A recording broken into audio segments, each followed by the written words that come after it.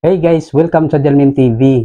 Ngayong araw ay ituturo ko naman sa inyo kung paano palitan ulit ng Wi-Fi password at name ang inyong PLDT router. Ito ay para makasiguro tayo na walang ibang pwedeng makapag-connect sa ating Wi-Fi maliban na lang sa atin. Kaya simulan na natin guys, pero bago ang lahat, huwag niyong kalimutang mag-subscribe at mag-like at pindutin ang notification bell upang maging updated kayo sa susunod kong mga uploads na video.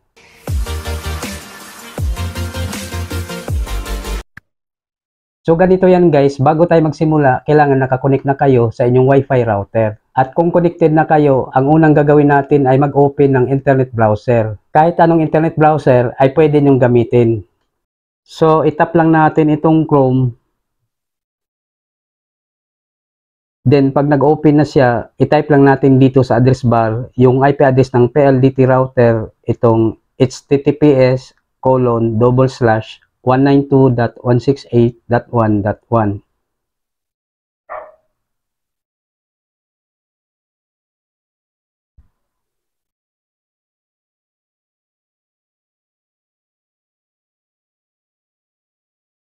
Then itap natin itong go. So ito yung lumalabas, your connection is not private. Attackers might be trying to steal your information from 192.168.1.1. For example, passwords, messages, or credit cards. Pero okay lang yan guys at huwag kayong mag-alala dahil router lang ang bubuksan natin. Kaya itap lang natin itong advance na makikita natin dito sa baba. Then meron na namang warning dito. The server could not prove that it is 192.168.1.1. Its security certificate is not trusted by your device's operating system. This may be caused by a misconfiguration or an attacker intercepting your connection. Pero sabi ko nga kanina, router lang ang bubuksan natin. Kaya itap lang natin itong proceed to 192.168.1.1 unsafe. So ayan guys, ito na yung kanyang login interface at dito sa username, ang i-type natin ay admin.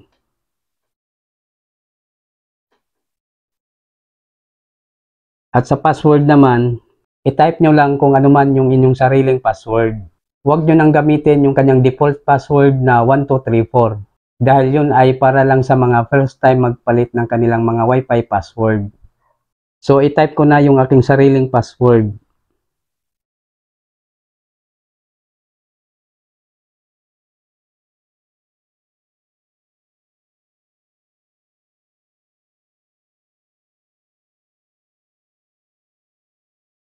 Then itap natin itong login.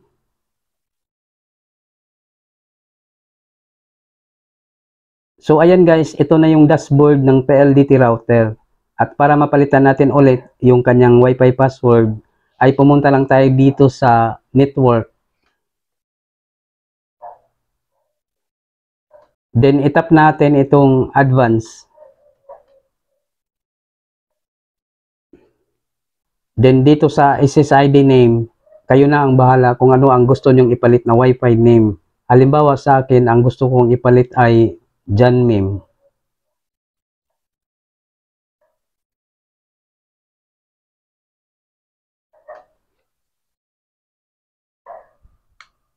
Then dito naman sa passphrase, dito natin papalitan yung kanyang Wi-Fi password. Bahala na rin kayo kung ano ang gusto nyong ipalit na Wi-Fi password. Basta ito ay hindi bababa sa 12 characters at merong combination ng uppercase, lowercase, special characters at number. Halimbawa sa akin, ang ilagay ko ay janmim_tv at 2023.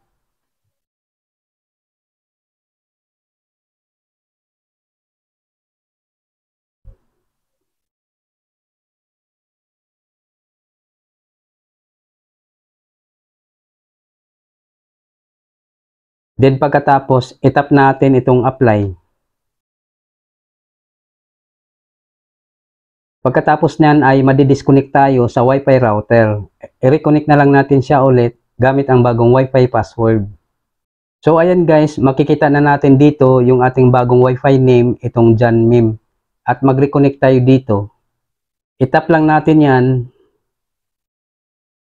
Then i-type natin yung kanyang bagong Wi-Fi password.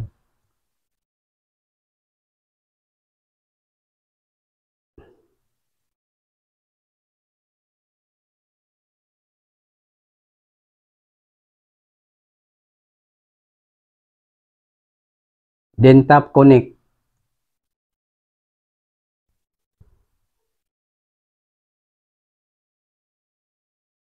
Ayan, connected na tayo. Then mag-login ulit tayo sa router para mapalitan natin ng Wi-Fi password yung 5G Wi-Fi network. So dito sa username, ang i-type natin ay admin.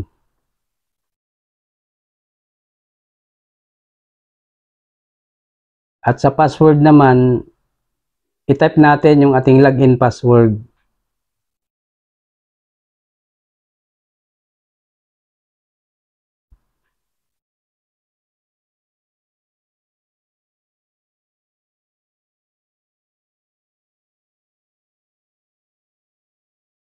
Then i-tap natin itong login. So ayan guys, nandito ulit tayo sa dashboard ng router. Then i-tap natin itong network. At para mapalitan natin ng password yung 5G Wi-Fi network, ay i-tap lang natin itong 5G Advance.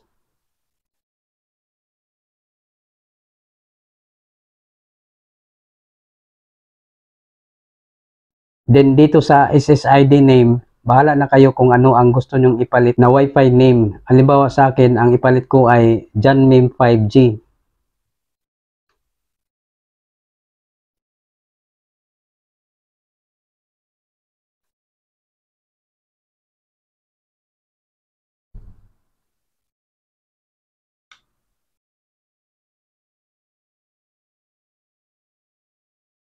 Then dito naman sa password, bahala na rin kayo kung ano ang gusto nyong ipalit na Wi-Fi password. Basta ito ay hindi bababa sa 12 characters at merong combination ng uppercase, lowercase, special character at number. Halimbawa, ang ipalit ko ay janmem_tv at 2023.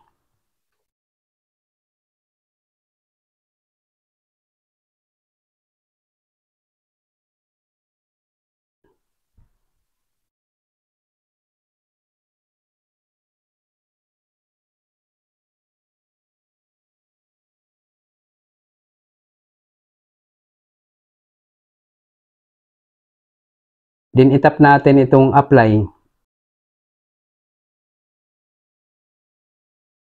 So ayan guys, napalitan na natin ng Wi-Fi password yung 2.4G at 5G Wi-Fi network. Suggest ko na rin na palitan yung kanyang login password para iisang password na lang yung gagamitin natin.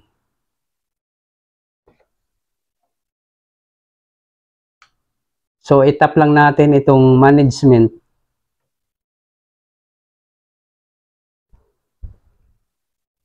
Then dito sa account management, dito tayo magpapalit ng kanyang login password.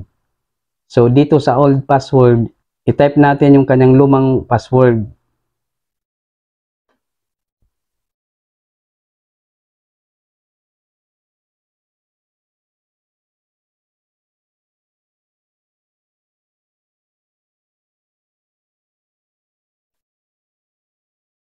Then dito naman sa new password, i-type natin yung kaparehong password ng ating Wi-Fi.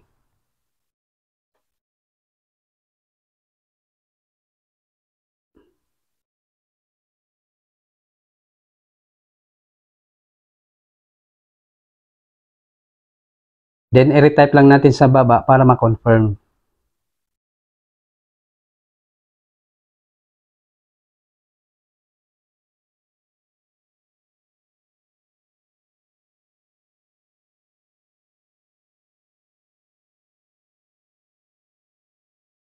Then tap apply.